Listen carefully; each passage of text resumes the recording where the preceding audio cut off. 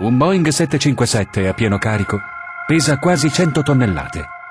È lungo 46 metri, largo quasi 40 ed è alto da terra oltre 13 metri.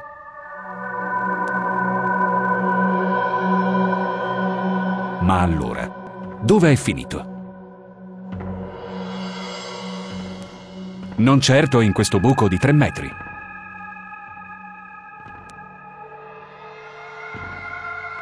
Al piano terra, le colonne portanti sono rimaste in piedi. Le macerie sono quasi tutte riversate all'esterno. Molte delle finestre hanno addirittura i vetri ancora intatti.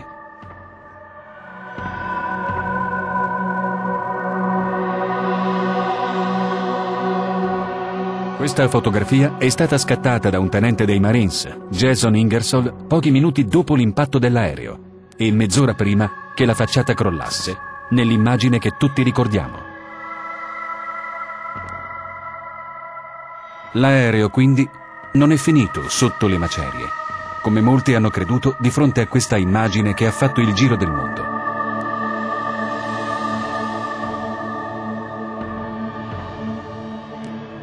Ma allora, dov'è finito? Poco dopo l'impatto, il prato appare intonso. Non si vede il minimo segno di una strisciata, né tantomeno quello di una buca. E non c'è in giro un solo rottame di una certa consistenza che possa essersi staccato dall'aereo al momento dell'impatto. Non un'ala, un motore, un sedile, un pezzo di fusoliera, una valigia, un timone di coda. Niente, assolutamente niente di quello che siamo abituati a vedere normalmente quando cade un aereo di quelle dimensioni.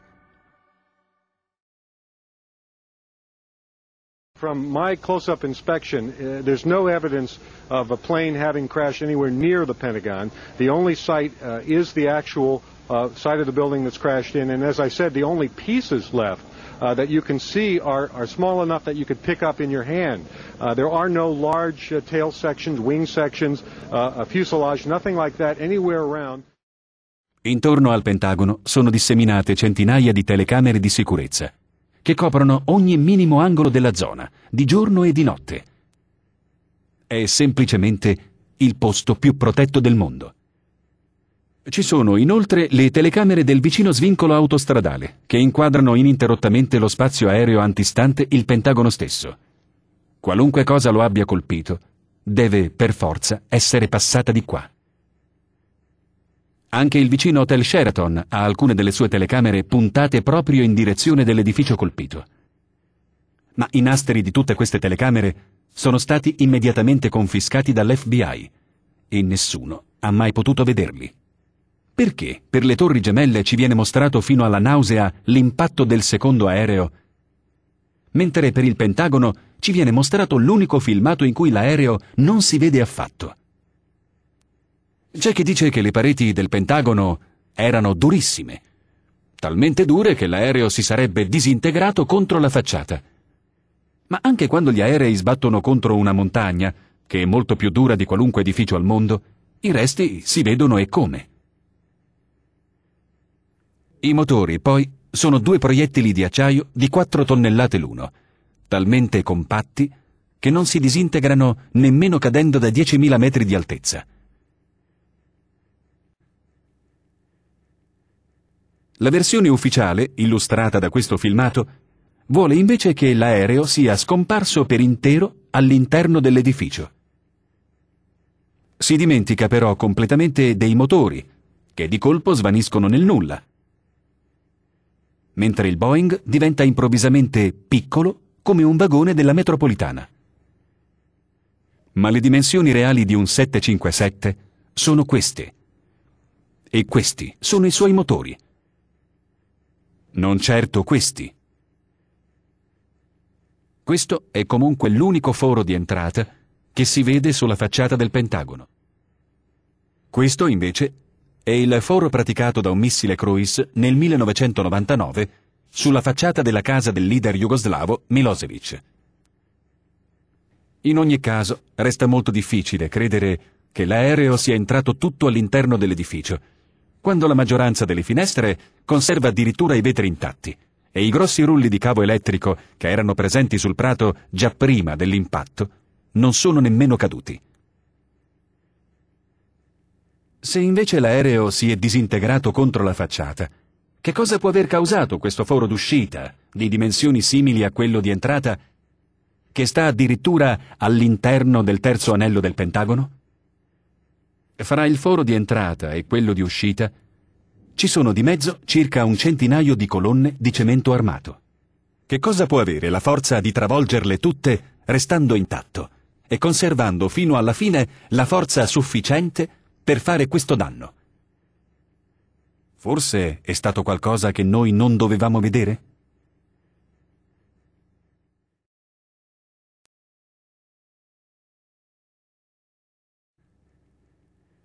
Le torri gemelle avevano una struttura portante in acciaio, progettata apposta per reggere, con ampi margini, all'impatto di un aereo commerciale di grosse dimensioni. Lo conferma Frank De Martini, manager del progetto di costruzione delle torri, in un'intervista del gennaio 2001. The building was designed to have a fully loaded 707 crash into it. That was the largest plane at the time. I believe that the building probably could sustain multiple impacts of jetliners because this structure is like the mosquito netting on your screen door, this intense grid, and the jet plane is just a pencil puncturing that screen netting. It really does nothing to the screen netting. E infatti, dopo essere state colpite, le torri hanno ondeggiato e scricchiolato per qualche minuto, prima di fermarsi con il carico redistribuito sulla struttura restante, come previsto. Ma poi, inspiegabilmente, quando gli incendi si erano già consumati da un pezzo, sono improvvisamente crollate, una dopo l'altra, trasformandosi in una nuvola di polvere finissima, che ha ricoperto come neve tutta la punta sud di Manhattan.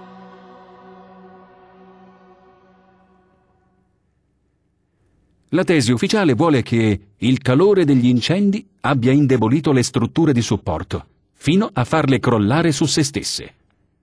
Ma l'acciaio fonde a 1500 gradi e deve essere esposto a una temperatura di almeno 800 gradi per lunghissime ore, prima di iniziare anche solo ad ammorbidirsi. A Madrid un edificio simile è bruciato per 2 giorni interi, a temperature ben più alte di quelle delle Torri Gemelle, senza che l'acciaio mostrasse in seguito il minimo segno di indebolimento.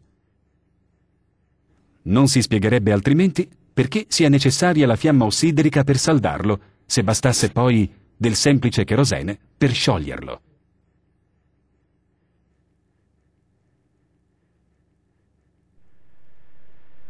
This is Eric Lipton for the New York Times. Fuji Bank had offices on the 78th to the 82nd floor of the South Tower. Many of the executives there had watched the North Tower be hit by an airplane and had left, but then, upon reaching the exit, been told by a security guard that it was safe and they could return. Stanley Priminath was one of those, and he was at his desk looking out towards the Statue of Liberty on the telephone with a colleague from Chicago. When he saw something coming at him, it was a United Airlines plane. He could see the gray body of the plane. He could read the lettering on the plane. And as it approached, he realized that it wasn't just a low-flying plane, but it was actually another hijacked plane, and it was headed right at him. He screamed, got under his desk, and just as he arrived there, the plane entered the building, the nose hitting the 81st floor where he was, only several hundred feet away. His floor was destroyed, and many people who were on it were killed instantly, but somehow Stanley had survived. Screaming at the top of his lungs, "Help! Help! I'm trapped! I'm trapped! Don't leave me here!" Someone who was passing down the emergency stairwell nearby, named Brian Clark from Eurobrokers, who worked on the 84th floor, heard him. And Brian separated from his group with a flashlight, and the two start to make way towards each other, until finally they reach a point where they're separated by a partially destroyed wall. Brian and Stanley were able to meet, and the two of them continued down the stairwell, and were some of the only employees from those two companies to survive.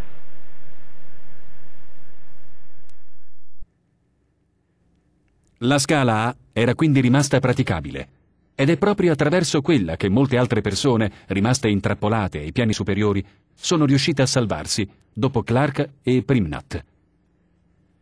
Ma se delle persone hanno potuto transitare vive a quel livello, vicino al centro della struttura, vuol dire che la temperatura lì non ha mai raggiunto gli 800 gradi necessari anche solo ad ammorbidire i poderosi piloni d'acciaio delle torri. Ambedue gli incendi in realtà si sono consumati molto rapidamente, come è testimoniato anche dal fumo degli incendi, che era già diventato nero molto prima che le torri crollassero. Quasi tutte le vittime, infatti, sono morte soffocate dal fumo o per i traumi riportati. Tutti quelli che erano invece riusciti a sopravvivere al di sopra degli incendi sono poi morti nel successivo crollo delle torri, mentre erano in attesa di soccorso. Fra loro c'era anche Frank De Martini, il manager del piano di costruzione delle torri intervistato prima. Ma allora, perché sono crollate?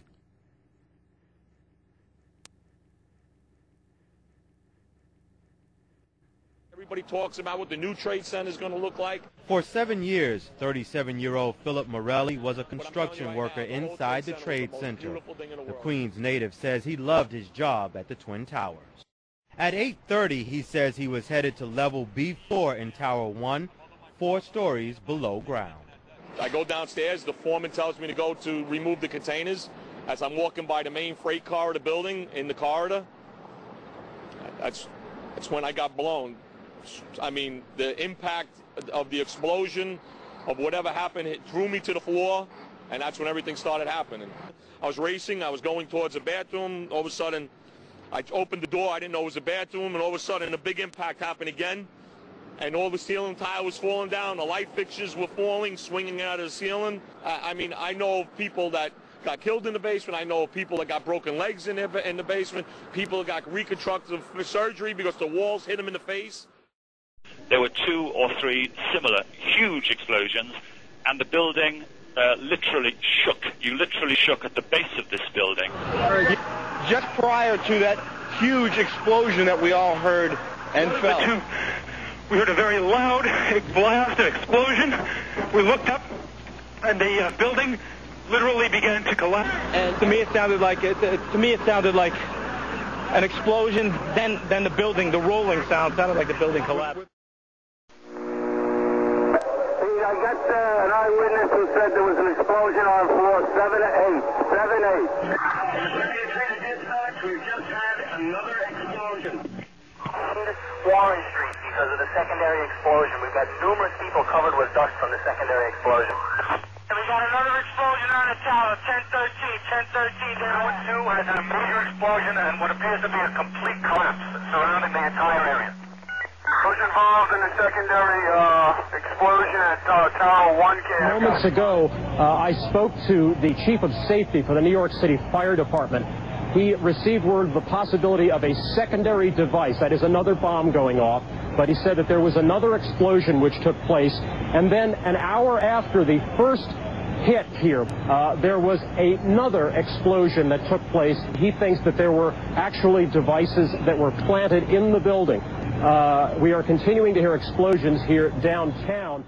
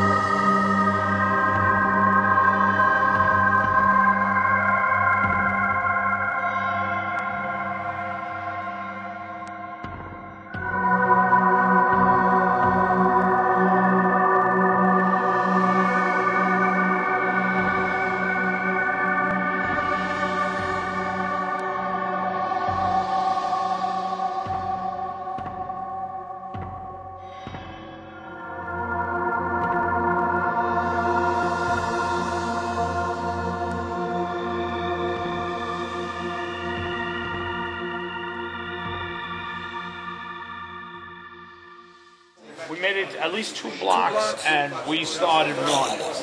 Floor by floor, it started popping out. It was if they had detonated. Detonated. If they were planned to take down a building. Boom, boom, boom, boom, boom, boom, boom. All the way down. As we were moving towards the building, we saw the top begin to blow out in a plume of smoke, and we heard the noise associated with an implosion. And you can see that it almost looks like one of those planned implosions. It's reminiscent of those pictures we've all seen too much on television before, when a building was deliberately destroyed by well-placed dynamite to knock it down. Managed implosion of the building.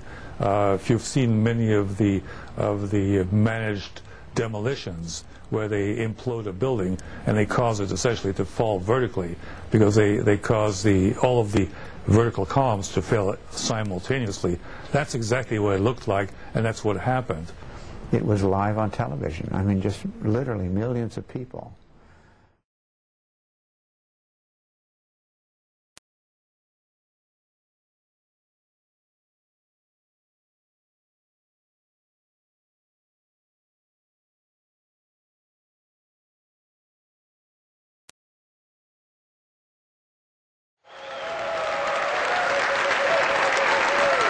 Helen Mariani ha perso il marito nel volo United che si è schiantato nella Torre Sud.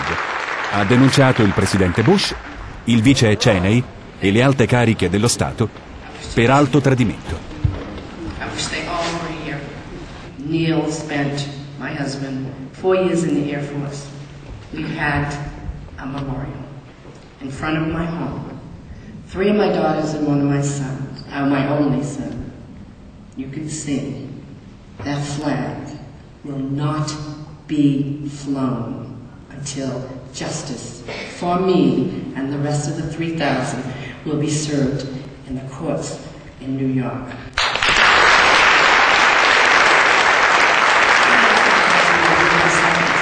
These are the questions that I want to ask Mr. Bush.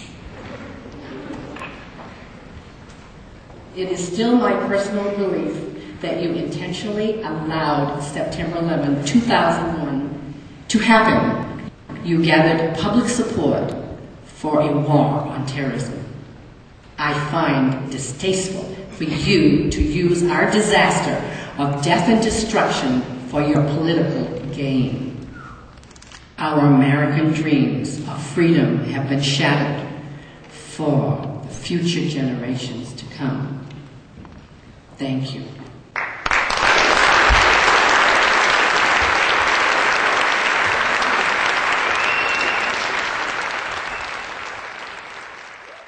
Barry Zellman ha perso il fratello nel crollo della Torre Sud. I just embrace people that understand that 4 airplanes, an hour and a half between the first impact and the second impact, with 0 military response in the United States, it didn't happen that way. It couldn't have happened that way. You're talking about the most intelligent agencies that we have in the face of New York, state-of-the-art agencies, and there was 0 military response. And, you know, I'm a fair person. I listened to all sides of the argument, and I did research upon research, and no one could give me the answer.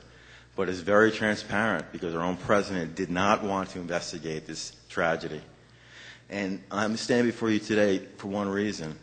The only thing that I could give my brother is the truth. That's it. I didn't get paid a cent. You know, the money was out there to shut people up. It's a strange dynamic, money, because there's two sides to 9/11 families. There are ones that were paid and the ones that weren't. But the money was there for one reason. It's to keep people, pay them off and keep them quiet. And I thank people like you that are listening. Thank you very much. Kristen Breitmeyer, Lori Von Auken, Patti Casazza e Mindy Kleinberg sono conosciute come le vedove del New Jersey. Dal giorno degli attentati hanno unito le loro forze e combattono incessantemente perché la verità venga a galla. I knew approximately where his office was because he said that he was looking directly across at Tower 1, and I just had a feeling inside. And then when I saw the building subsequently collapse, I just said, my God, he is gone. And I fell to the floor and what happened after those planes took off. And I think you feel this way, too. Do you want to talk about that? You know, I have a lot of problems with the Pentagon. I don't understand how a plane could hit our Defense Department, which is the Pentagon, an hour after the first plane hit the first tower. I don't understand how that is possible. I'm a reasonable person, but when you look at the fact that we spend $500 billion on national defense, and you're telling me that a plane is able to hit our Pentagon, our Defense Department, an hour after the first tower was hit, there are procedures and protocols in place in this nation that are to be followed when transponders are disconnected, and they were not followed on September 11th. I thought democracy just worked, and I learned that it doesn't go like that. That if you want to live in this great country of ours with our fabulous democracy and our Constitution and, you know, our different rights, freedom of speech and all the things that we take for granted, you have to fight for those things. I had faith in all of my leaders on September 10th that they were doing the best jobs that they could to protect the lives of my loved ones, my friends, my countrymen. I didn't understand that I needed to look at the bigger picture. I've turned into a very disenchanted, fully awake, no longer naive person. I want to meet with the NSA, CIA, and the FBI together in one room. I'm sitting there with a FBI agent who's very high up. Not the director, but nonetheless very high up in the FBI. And I said to him, I don't understand. You have the Phoenix memo, you have Zacharias Moussaoui in custody. You had actually been to the flight school that you picked up Zacharias Moussaoui at 4 or 5 times before to investigate other individuals, one of those individuals who happened to be a pilot for Osama bin Laden himself. And you had the Phoenix memo alerting you to the interest that these Middle Eastern men had in flight schools. How is it that you didn't find them prior to 9/11? So this agent says to me, do you know how many flight schools there are in America? Thousands. Do you know how many ground instructors there are? Thousands. And you expected us to go to every single flight school to find these handful of men? And I'm like, well, honestly, yes. So then I'm like, okay, fine, I'll give you that. I'll give you that you couldn't have hit every flight school. I'm like, okay, fine. Well, how is it that if there's thousands of flight schools and you could never have found them, how is it that you went to Embry-Riddle Flight School in Daytona Beach, Florida, hours after the attacks? If there's thousands of flight schools, how did you just happen to go to that one exact perfect school that some of the hijackers went to? How'd you know to go to that school? And he just looked at me and goes, we got lucky.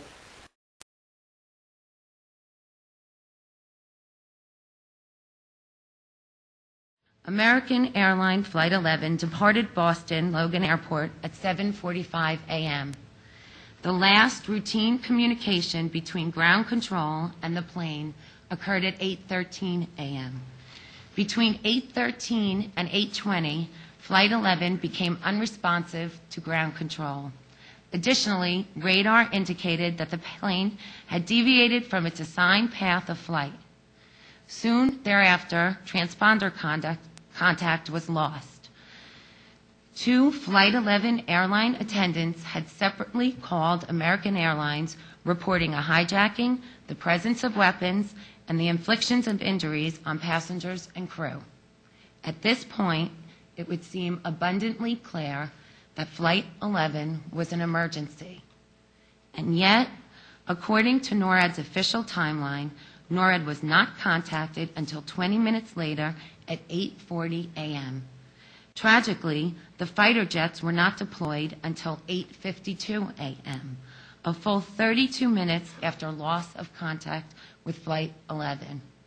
Why was there a delay in the FAA notifying NORAD? Why was there a delay in NORAD scrambling fighter jets? How is this possible when NEADS was fully staffed with planes at the ready monitoring our airspace? Flight 175, 77, and 93 all had the same repeat pattern of delays in notification and delays in scrambling fighter jets. Delays that are unimaginable considering a plane had, by this time, already hit the World Trade Center. Is it luck that aberrant stock trades were not monitored? Is it luck when 15 of visas are awarded based on incomplete forms? Is it luck when emergency FAA and NORAD protocols are not followed? Is it luck when a national emergency is not reported to top government officials on a timely basis? To me, luck is something that happens once. When you have this repeated pattern of broken protocols, broken laws, broken communication, one cannot still call it luck.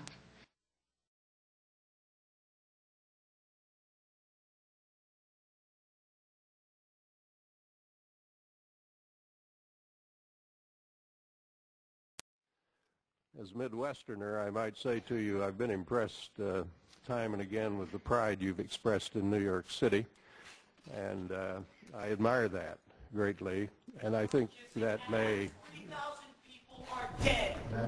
your help, your leadership, and your cooperation with this committee.